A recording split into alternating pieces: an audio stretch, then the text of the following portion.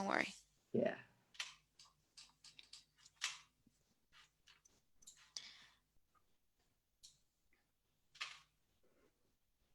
Hey everybody, I think we are back. Apologies. We had a technical issue, but I believe we're back on now. We're really sorry.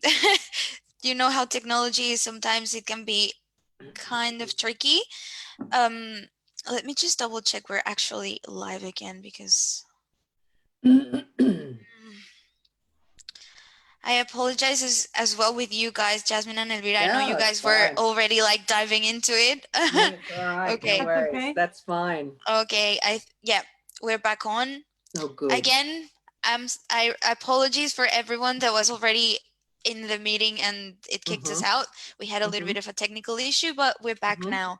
Okay. All right, so Jasmine and Elvira, you can continue with what you were Okay. saying. We were just going over some questions that we went over too quickly last time, and if I could get it says host disabled participant screen sharing. Can I screen?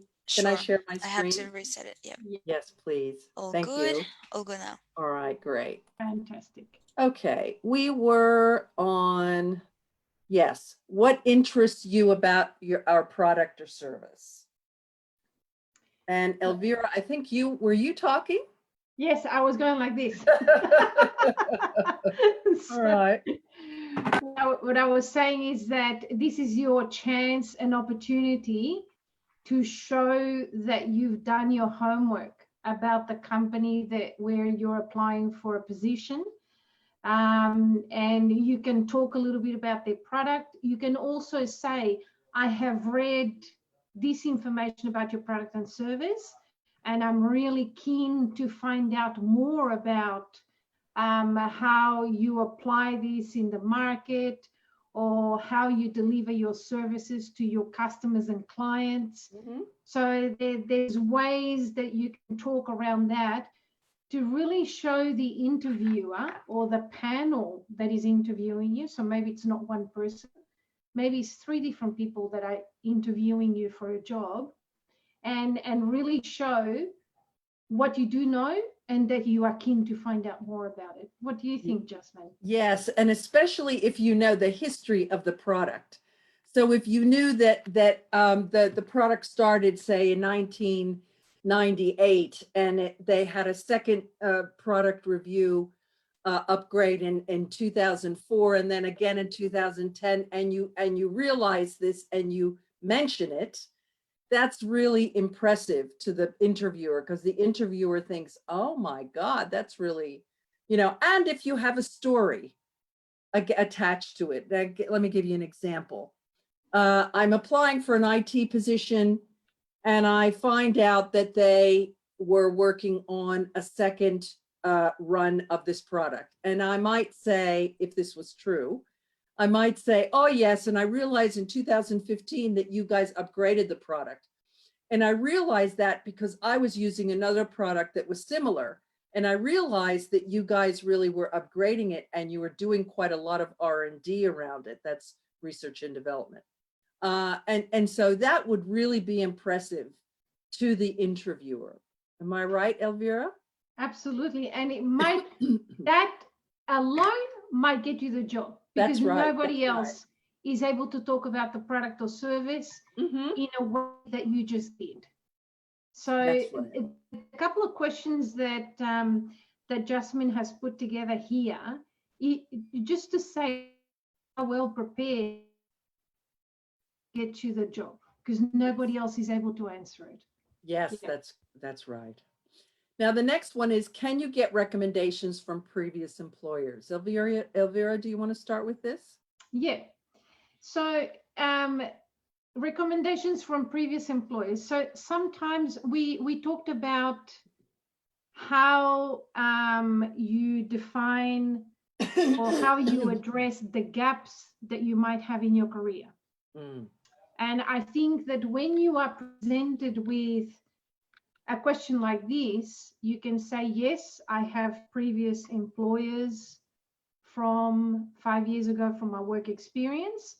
Mhm. And also think that during the gap, you may have been studying or getting a diploma or an advanced diploma.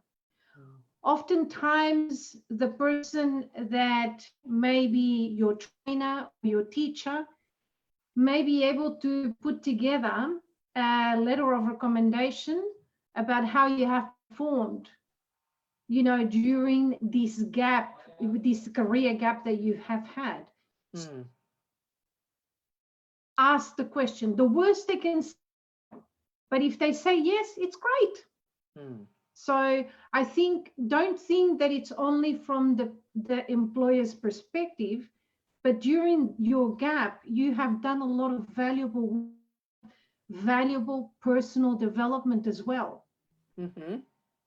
That makes a difference in how you will give back to the company and how you perform as an employee. Yeah, absolutely. So the next one is, what have you learned from some of the jobs that you have held? Which did you enjoy the most?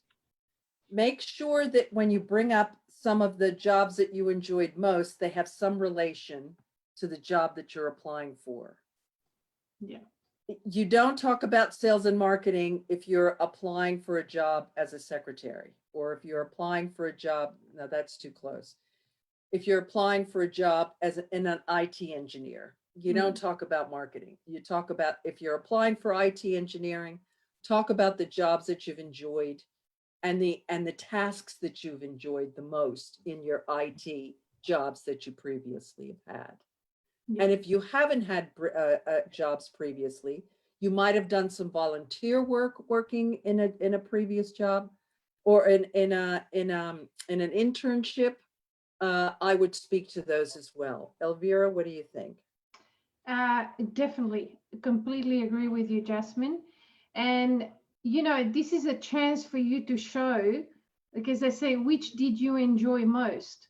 So you can say that one of the ones that you enjoyed most was actually challenging, Yes. and that you developed from that challenge. Hmm. So look at it from a different perspective, and always, as I said before, put yourself in a position of strength. Hmm. But how can you position yourself with this question? Hmm. Every single question is about you being in a position of strength. How can you do that with your knowledge and experience? Yes. And these days, there is a move to having what's called behavioral interviews. Those are interviews where they actually present you a problem. For example, you're an IT engineer and you're working on a project, and you're a team of 5. 2 of the guys haven't shown up for 2 days because they're pissed off with the technical director. What would you do in that circumstance?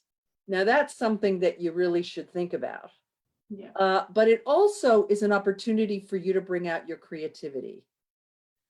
Another thing that they might ask is, tell us a time. I know in the previous HR that I set up in a company, in a property company, they were like, tell us an experience you've had about a customer where you really tried your best but it didn't work. Mhm. Or, and let's say this person was applying for a customer related role. These are called behavioral interview questions. They want to know what behaviors you would bring forth. These are very new kind of techniques and interviews that exist today. Elvira, you want to speak to any of that? Yeah, we definitely, whenever we interviewed someone for a job in our company, we always gave a situation that actually happened. And exactly as Jasmine said, behavioral, what would you do in that situation? So what we are looking for is, do you have the skills of thinking on your feet and perhaps analyzing the situation so that you can come up with different strategies? Yeah. And Because they often- want to know, because you want to know what their decision making is and what kind of judgment they have. yeah, That also is a reason to have behavioral interviews. yeah. Now, if there is a behavioral question that is being asked of you, there is absolutely nothing wrong with you asking for more information. Yeah. So this shows that you have an interest, that you're thinking, that you're analyzing, and that you're looking for a way of coming up with a strategy. So don't be afraid to ask for more information.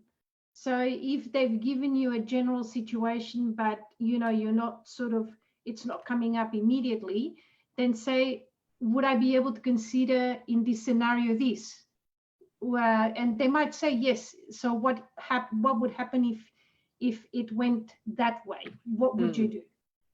So then it gives you a chance as well. So don't be, because sometimes what happens is you freeze when a question like that comes up and you think, Yeah. oh Yeah. my God, I don't know what to answer. Yeah. What are they asking me? Yeah. And this is why it's wonderful to do mock interviews with your friends. And Elvira can be a testament to this, that we have tons of people that exchange ideas.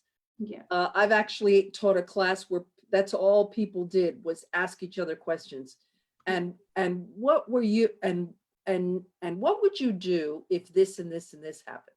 Yeah. In your job? How would you respond? Yeah. I think those are really important practices to have with your friends and your colleagues, and do it with friends that you respect and friends that are as serious as you are about pursuing a proper job. Yeah, absolutely. Okay. So I thought I'd include those because it just reminded me of them. Okay. What have you done which shows initiative in your career? Now, Elvira, you want to touch on that Yeah. Okay. So what have you done which shows initiative in your career? This is your moment to shine. This is where you can talk about something that really showcases who you are, and an initiative that you were involved with, that you're passionate about.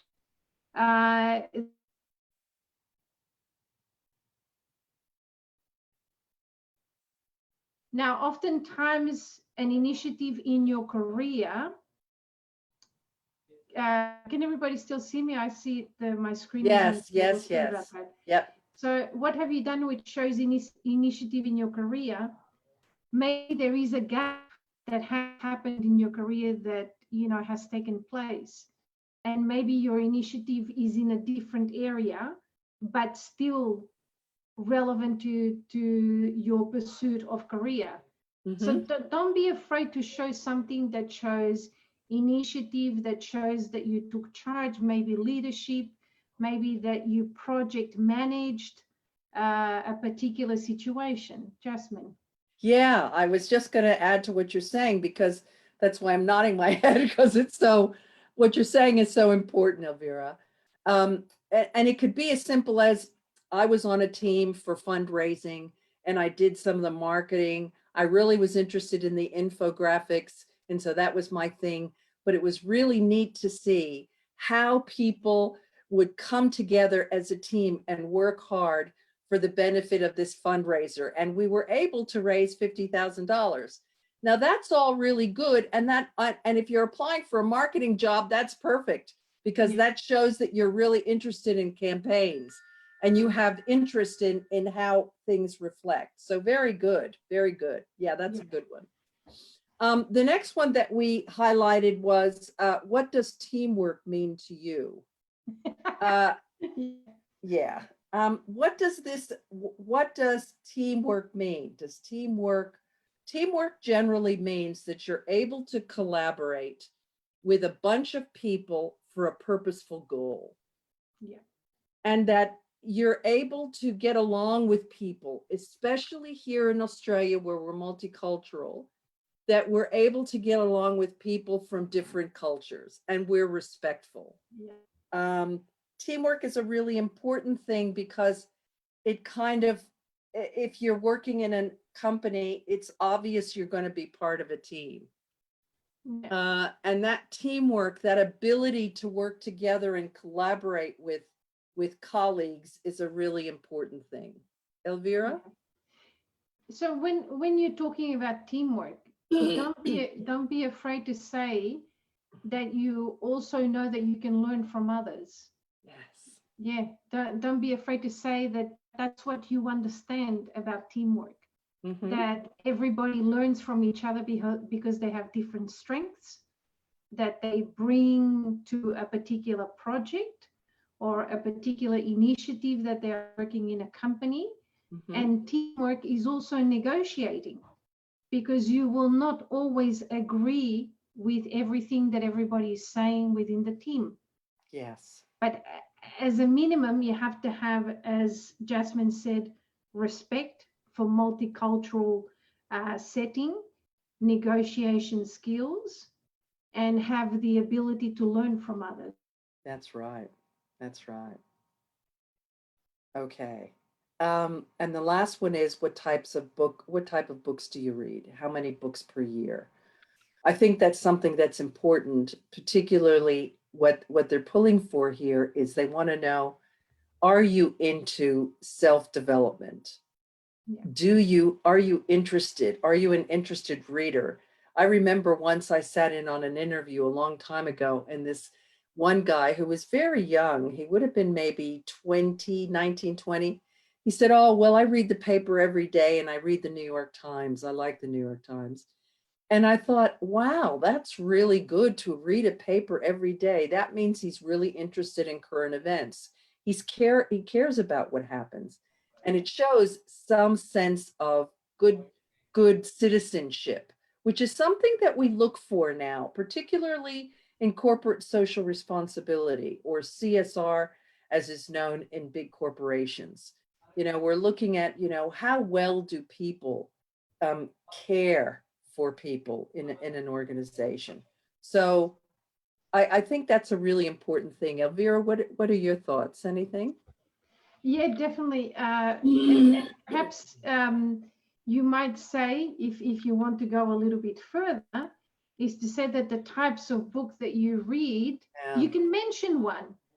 Seven habits from highly effective people, people. Yep.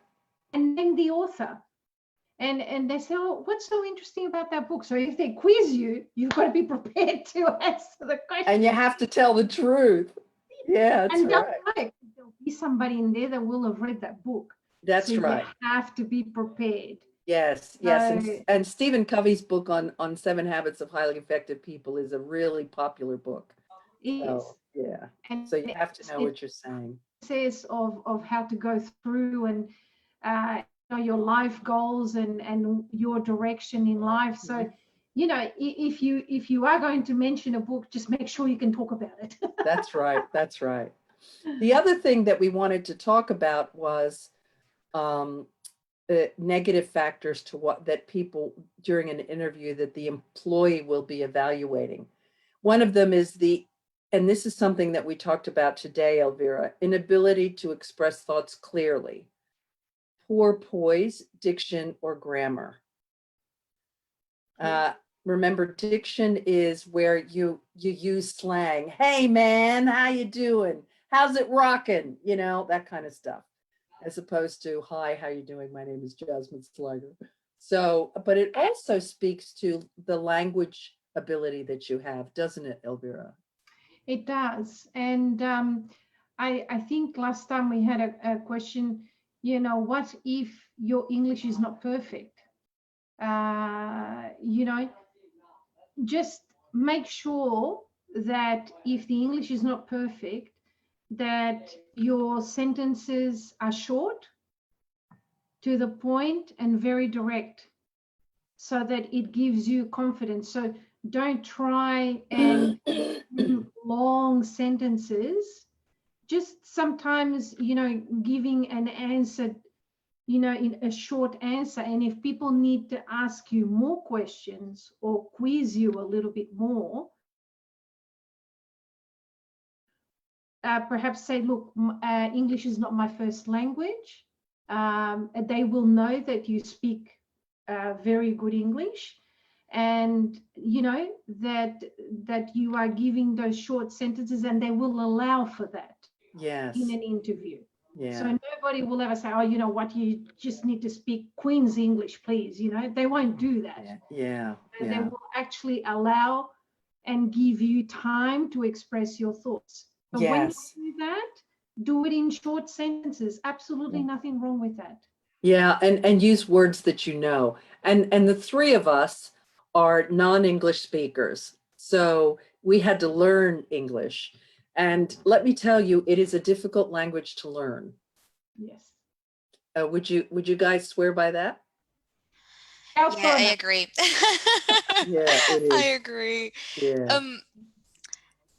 Last session we mentioned also that in order for you to feel a little bit more confident, you can also practice some answers to some typical questions that you might be asked, so you already have some yeah, the more prepared you are, the more confident you're gonna feel about it. And don't worry, you know, like if you are confident enough to think that you can get an English speaking job, you can nail this interview.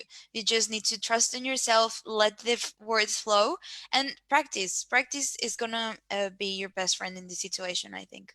That's absolutely right, which speaks to the lack of confidence and the nervousness.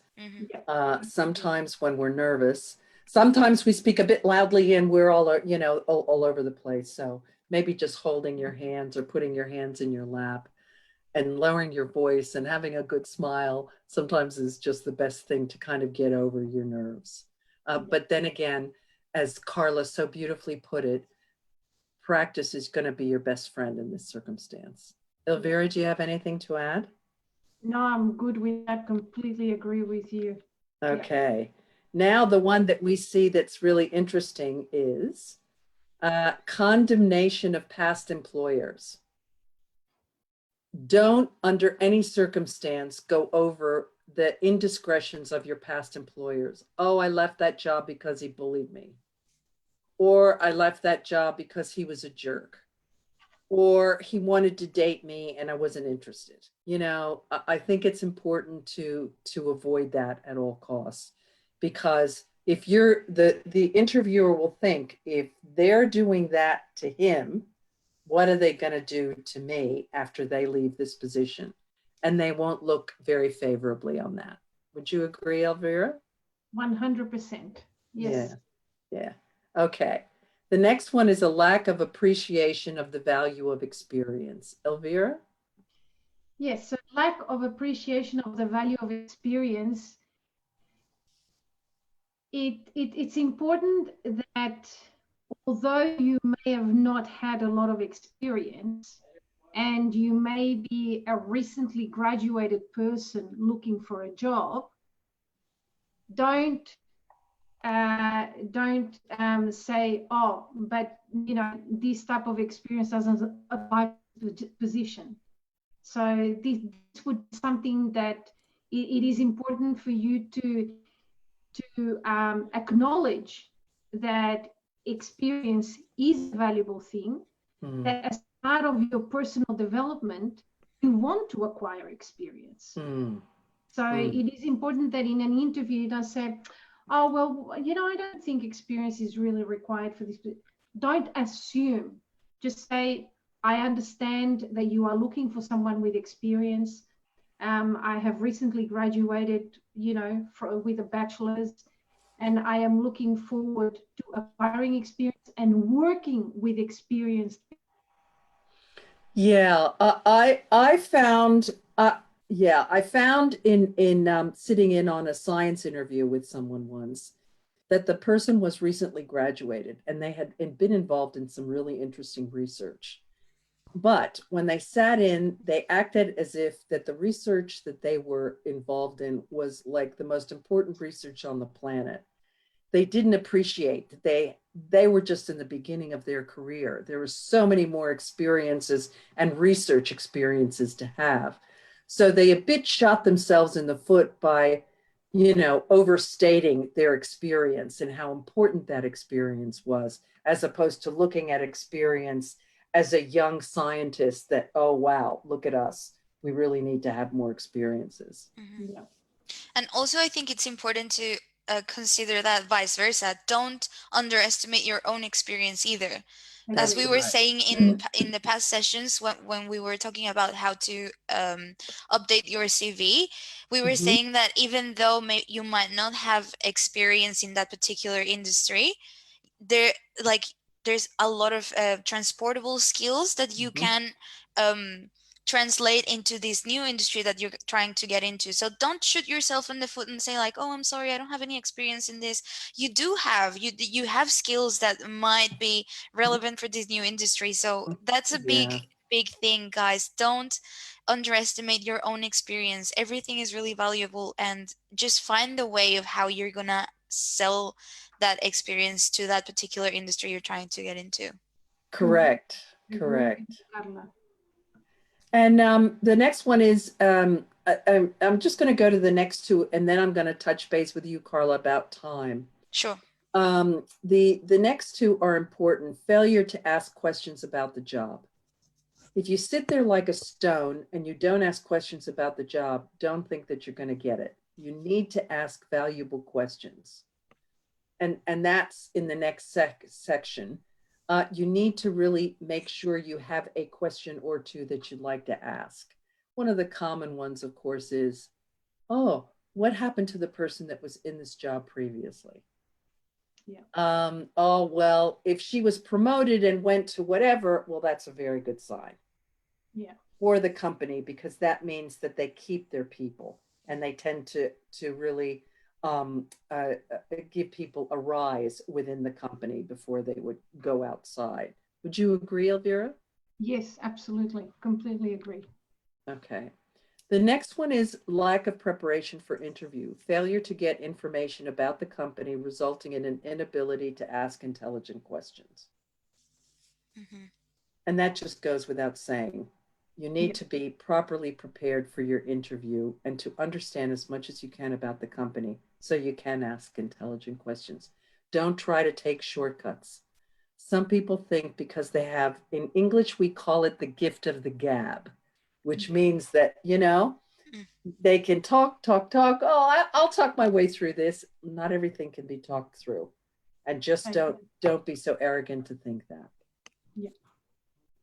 And I think I'm going to touch base with you, Carla, on time. Where are we on time? So we still have 8 minutes to go. I don't know if you guys have a little bit more content, we can go further, or we also have one question already in the comments. So if you want to Okay. address that now. Yeah, sure. All Yep. right. So Lena is asking, when they wrote in the job description proven experience in something, and in an interview they ask you about this, how would an excellent answer look like?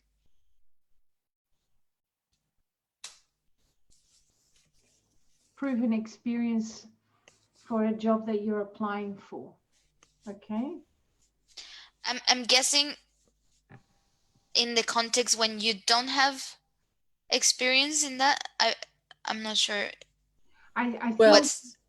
proven experience means that you can prove that you have the experience. Mhm. So, I'll use myself as an example. So I'm an HR specialist and I've set up HR in a few companies. Now, if somebody asked me, do you have proof?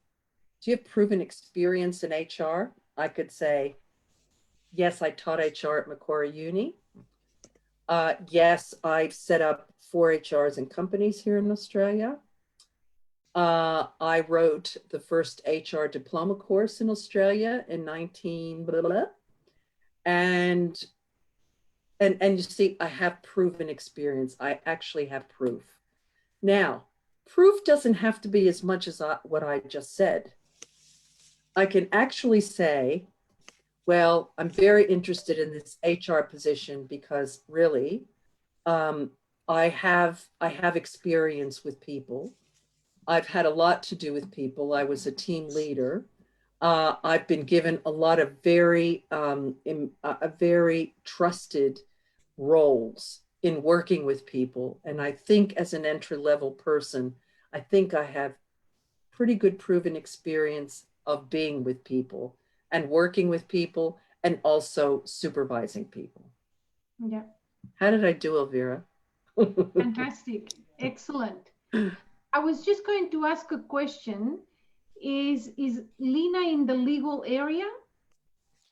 Let me reply to her comment. So just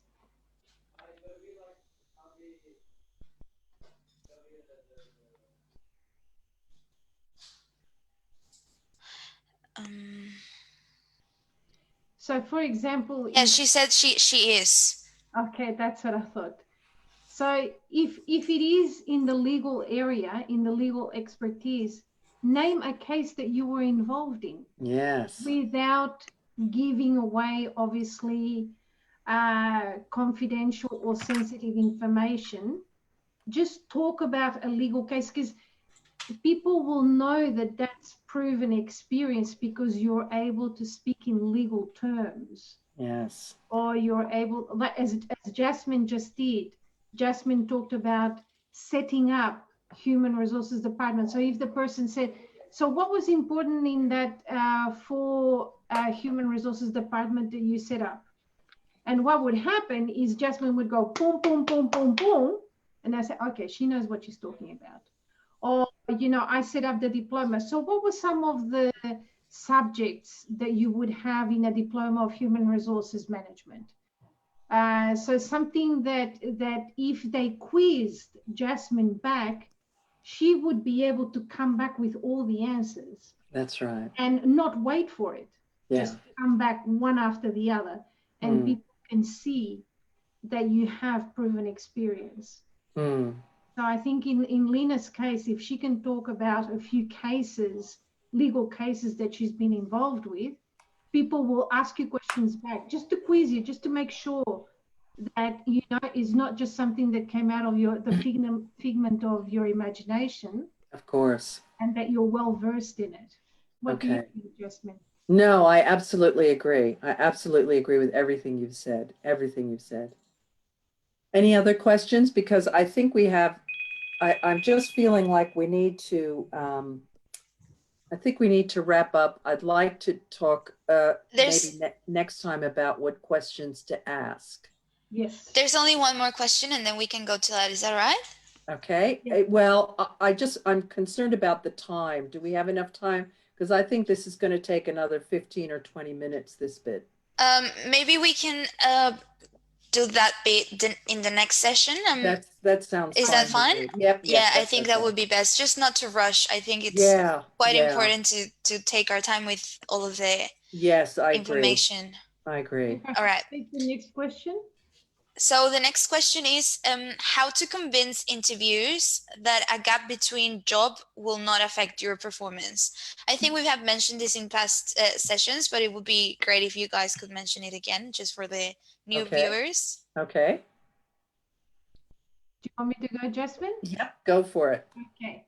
So how do you convince? You convince through the fact that you provide sufficient information about all the activities and perhaps exactly what you have been studying within your gap within your gap period. So if you are not able to discuss that, you know, I've been studying a diploma of leadership and management. In the diploma of leadership and management, we have done subjects like emotional intelligence. We have done organizational development, and just discuss a little bit about that. And I can see that with my previous work experience, plus what I have done as a diploma of leadership and management, I can see that there is a lot of personal development that I would like to use in my next job if I was successful with the application for this position. So try and link it but make it relevant. I think one of the things that Jasmine indicated, whatever has happened in your gap time, link it to the job. How does it link to the job? How does emotional intelligence link to your job if you've done leadership and management? How does organizational management and development link to your job? Yes, and also, was there anything else that you did that really excited you? Because it's important learning is an exciting thing. So for example, if you were going to do something with customer service and you were fascinated by the podcast on negotiating anything, there's a podcast, and you say, look, I realized that there's so many different ways to negotiate. And I learned and read this book called Getting to Yes. And I realized that when we're dealing with customer complaints, blah, blah, blah, blah, blah, blah, blah. And so and they can see that enthusiasm. And they can see that even though you didn't work, you're enthusiastic about the subject matter that's related to the job. And this is something that we discussed last time, didn't we, Jasmine? Mm-hmm. That sometimes a person, you will take someone for the job who is enthusiastic and has a real zeal about wanting to work and do the job, than someone that has 7 degrees that may not have interpersonal skills and may not be communicating well in the interview. Exactly. So, you know, you have to use all your skills because you never know which one you'll never know which one exactly was the one that got you the job. That's but right. all the attributes that you use, and as Jasmine said, something that really shows that you're passionate about, something that really excited you and was something that you really got into. How does it apply to you, to that job that you're applying for? Exactly. And so it's important to not feel bad if you were like I was a telephonist when I first came to Australia. Yeah. And I was in reception because I wanted to know how business worked in Australia. So I wasn't like, oh my God, well, I've been a receptionist and, you know, poor me. I was like, well, I've learned this and I've learned that. And I realized that I still really like human resources. And it was very fascinating to see how this company was dealing with its employees, blah, blah, blah, blah, blah. And it was really, it was really important to do that, to show that I had that interest. So there's no need to feel bad about an employee gap. So long as you did something that was productive, that's relating to what you're actually applying for. Yeah. Beautiful. Thank you so much for everyone that have been asking questions, and thank you, Elvira and Jasmine, for answering them. So again, time flies, so we have to wrap it up now. Thank you everyone that tuned in with us today. Sorry about the technical difficulties that we had at the middle of the session, but we really appreciate your flexibility, and that I think most of the guys that were online on the first part of the session went back again. So we really appreciate that you guys came back and tuned in with us. So we are hosting these sessions. We are changing the schedule a little bit. I'm going to upload a post in all of our social media platforms so you guys know exactly when all of our sessions are going to be held. So also we have currently 2 series of events. Hablemos de Salud Mental, which is in Spanish. That's going to be on Mondays, and it's going to be fortnightly. So that's going to be next Monday. And these sessions of pitching for your next job, we only have 2 sessions left, if I'm not mistaken. Yes. And they are going to be on Tuesdays fortnightly. So we're gonna see you guys back in 2 weeks. Don't worry, I'm gonna put everything easier on the platform so you can mark your calendars and don't miss them. That's great. Also, I wanted to remind you guys, so Somos 21 as an organization has been working on a fundraiser. We want to help a lot. We know that a lot of international students in particular have been affected by the crisis with the pandemic. And when we conducted that survey that I was talking about at the beginning, we received a lot of messages of people sometimes not being able to buy groceries and stuff. So we wanted to do something. So we organized this campaign. We have been raising funds to help international students, and we are giving out e-vouchers to get groceries. So if you either want to donate money or want to receive one of those e-vouchers, just send us a message or look in our platforms. We have all of the links and all of the information. If you're interested in that, please don't hesitate to contact us. I'm gonna put our contact details on the screen now. Yeah. So yeah, I think that's it from my side. Once again, thank you so much for tuning in these sessions. We have been enjoying it so much. Elvira, Jasmine, and I, we we log in like half an hour before, and we're just like so excited. Yeah, great. It's really rewarding also to see how people have been engaging with us and sending us messages, and all of the people that we have helped with their CVs. So it's been really rewarding, and thank you guys for watching. Yeah. And Thank good you. luck, everybody. And remember, we're on your side. We want everybody to get great jobs. Exactly right. Also, guys in Victoria, stay safe. We know Oh, that you guys yes. went back into stage 3 of lockdown. Yeah. This is no joke. We have been saying the most important thing right now is your health. And stay So safe. just stay very safe, stay mindful of all of the social distancing restrictions. And yeah, let's hope that this crisis goes away soon. But in the meantime, just take care of yourselves, and we wish that you and your families and your loved ones are okay. Thank you.